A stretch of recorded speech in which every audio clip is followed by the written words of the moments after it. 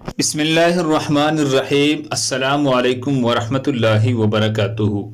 ناظرین گرامی، ماہ شعبان، حضرت اسامہ بن زید رضی اللہ عنہما فرماتے ہیں کہ میں نے رسول اللہ صلی اللہ علیہ وسلم سے عرض کیا، یا رسول اللہ صلی اللہ علیہ وسلم، میں نے شعبان سے زیادہ کسی دوسری مہینے میں آپ کو اتنے اہتمام سے روزے رکھتی ہوئی نہیں دیکھا۔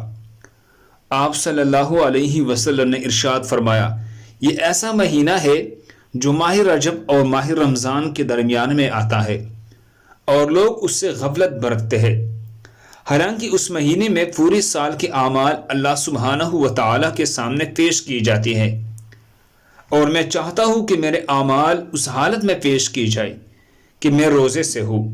سنن نسائی حدیث نمبر 2357۔ اللہ ہم سب کو اس پر عمل کرنے کی توفیق عطا فرمائے۔ دوسرے مسلمانوں کے فائدے کے لیے آگے ضرور شیئر کریں۔ جزاک اللہ۔